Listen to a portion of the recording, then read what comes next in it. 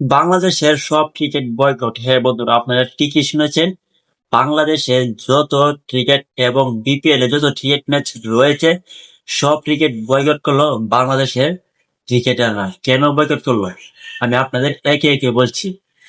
বাংলাদেশের বিসিবি কর্মকর্তা নাজমুল সাহেব, উনি আগে অনেক পরীক্ষিত কথা বলেছেন বাংলাদেশের ক্রিকেটারদেরকে নিয়ে, যেমন তামিম ইকবালকে নিয়ে বলেছেন যে ভারতের দালাল।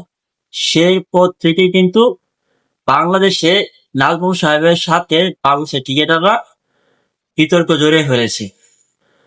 তো গতকালকে নাজমুল সাহেব এক সংবাদ সম্মেলনে বলেন যে বিপিএল ম্যাচ শেষে যে বাংলাদেশের ক্রিকেটারদের পিছনে কোটি কোটি টাকা আমরা খরচ করি, কি লাভ? যখন তারা ফেল হয়, যখন তারা ম্যাচ রান ভালো করতে পারে না, তখন তো তাদের কাছ থেকে টাকা ফেরত নেওয়া হয় না।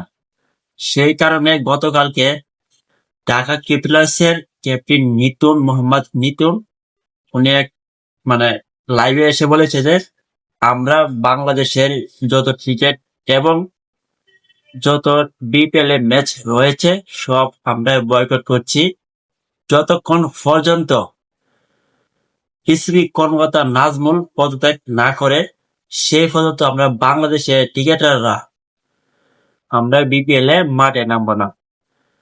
শুধু মোহাম্মদ মিতুন না, তার সাথে জড়িয়ে ফেলেছে বাংলাদেশের সাবেক ক্যাপ্টেন, বাংলাদেশের বর্তমান ক্যাপ্টেন লিটন কুমার দাস। আরো অনেক ক্রিকেটার, আগে কম ছিল এখন আরো বাড়ছে এই কথার পর থেকে, যে আমরা তো ক্রিকেটারদের কাছ থেকে টাকা ফেরত নিই না যখন তারা রান করতে পারে না, তারা ম্যাচ ভালো করতে পারে না।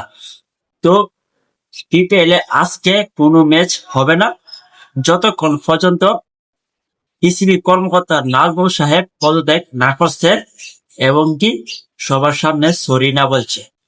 তো এটাই হলো ফাইনাল ডিসিশন। বিপিএল এ আজকে কোনো ম্যাচ হবে না যতক্ষণ পর্যন্ত পদত্যাগ না করে বিসিবি কর্মকর্তা নাজমুল সাহেব।